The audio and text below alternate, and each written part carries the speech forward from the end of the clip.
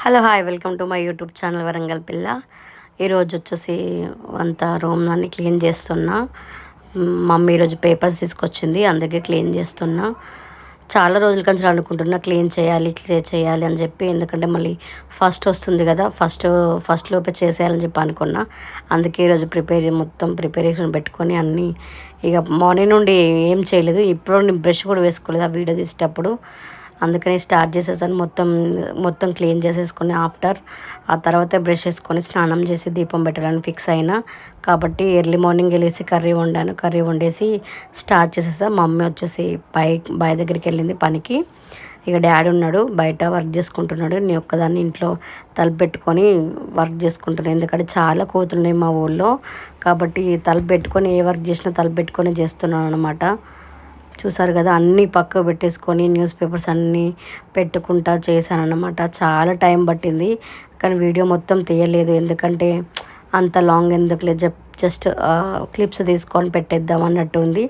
ఇవన్నీ daily use చేసే బోల్లే అన్నమాట. అందుకని నార్మల్గా క్లాత్ తీసుకొని క్లాత్ తడిలో తుడుచుకుంటూ పెట్టేశాను.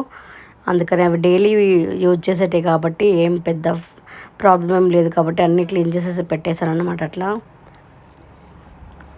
ఒక్కదాన్ని ఉంటే సాంగ్స్ పెట్టుకొని లేకపోతే టీవీ పెట్టుకొని వర్క్ చేస్తాను. బట్ వీడియో తీస్తున్నాను కాబట్టి ఏం లేదు. టీవీ పెట్టాను కానీ అక్కడి సౌండ్ అంతా డిస్టర్బ్ అవుతుందని చెప్పేసి అది కూడా బంద్ చేసి వచ్చేసి క్లీన్ చేస్తున్నాను. ఎప్పుడైనా చేయాల్సిందే కదా, ఏ రోజైనా చేయాల్సిందే. కాబట్టి ఈరోజు ఎందుకో చేయాలని మంచిగా అనిపించింది కాబట్టి ఇక ఈరోజు మొత్తం క్లీన్ చేసి పెట్టేశాను అన్నమాట. ఆల్రెడీ పత్తి ఉంది కదా, పత్తి అమ్మే రోజే ఆ రూమును హాల్ రూమ్ రెండు మమ్మీ నేను ఇద్దరం క్లీన్ చేసేసాం. జస్ట్ ఇది ఒకటే ఉంది. ఈ బోళ్ళని క్లీన్ చేస్తే ఇక అయిపోతుంది కదా ఇల్లు సదరడం అని చెప్పి ఈరోజు క్లీన్ చేసేసాను.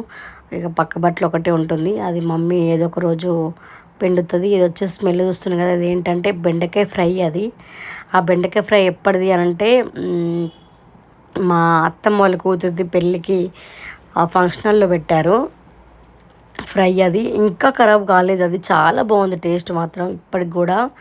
అట్లా చేస్తారన్నమాట. అందుకని ఈరోజు నేను నాన్ వెజ్ గిట్లా ఏం తినను కదా అని చెప్పి అది అందులోనే పెట్టాను. ఇందులో వచ్చేసి పిండి ఉంది. మా మమ్మీ అయితే ఒక్కొక్క దాంట్లో ఒక్కొక్క ఐటెం పెడుతుంది. పప్పు ఉంది, ఇంకో దాంట్లో సేమ్ పప్పు ఉంది. ఏం చేయాలో అర్థం కాక అన్నీ ఖాళీగా ఉన్న బాక్సులు అన్నిట్లలో అది ఖాళీగానే ఉంది కదా అని చెప్పి ఇక దాంట్లో పప్పు పోసాను. ఎందుకు టిఫిన్ బాక్స్ వేస్ట్ చేయడం అని చెప్పి పప్పు ఉంది అందులో. ఆ పప్పు దాంట్లో పోసేసి బాక్స్ మూత పెట్టేసి పైన పెట్టాను అన్నమాట. ఎలాగో స్నానం చేయాలి కదా అని చెప్పి నిన్న మార్నింగ్ చేశాను. నిన్న టెంపుల్కి వెళ్ళి నానమ్మని హాస్పిటల్ తీసుకెళ్ళేసి వచ్చాము. సారీ అమ్మమ్మని. పప్పు ఆడబెట్టేసాను అనమాట.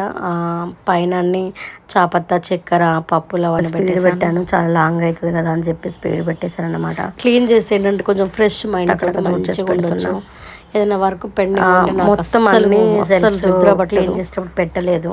చాలా లాంగ్ అవుతుంది కాబట్టి మళ్ళీ అమ్మమ్మని 2 daysలో మళ్ళీ హాస్పిటల్ ఆపేసాను. మళ్ళీ లాస్ట్లో పని తొందరగా ఓడగొట్టుకుంటుంది కదా అన్న థాట్లో చేస్తున్నాను అనమాట. అంటే సగం సగం వీడియోస్ పెడుతున్నారు ఏంటి అని చెప్పి అనుకోకండి. ఇది వచ్చేసి ఎవరైనా వచ్చినప్పుడు టీ గిట్ల ఇద్దామని చెప్పి నేను కొన్నా ప్లాస్టిక్ది. ఇది వచ్చేసి మా మమ్మీగా ఉంది. ఇది స్టీల్ది, ఇది ప్లాస్టిక్ది అనమాట. ఇక కొత్తది ఎందుకు యూజ్ చేయడం చెప్పి అక్కడ పెట్టేశాను. ఇదన్నమాట. ఇక్కడ చదివేశాను. ఇది కింద ఇవన్నీ అన్నం అవన్నీ వండాక పెట్టుకుంటాం కదా, ఇవన్నీ మసాలా డబ్బులు అనమాట. నూనె, ఉప్పు, కారం, పసుపు ఇవన్నీ మిక్సీ గిన్నెలు. దీన్ని మూతలు ఇటు సైడ్ పెట్టాను. ఇవి తినే ప్లేట్స్, గ్లాసెస్ ఇటు పెట్టేశాను అన్నమాట.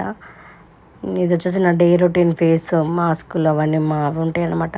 ఆడ ఏమో కాస్టర్డ్ ఆయిల్ అండ్ చీమల మందు, జింజర్ తెలుసు మసాలా అవన్నీ పెట్టాము. ఇవేమో ఉప్పులు, పప్పులు, చక్కెర, తెల్లపిండి, పల్లీలు, జొన్నలు, బొబ్బర్లు ఇవన్నీ పైన ఉంటాయి అన్నమాట.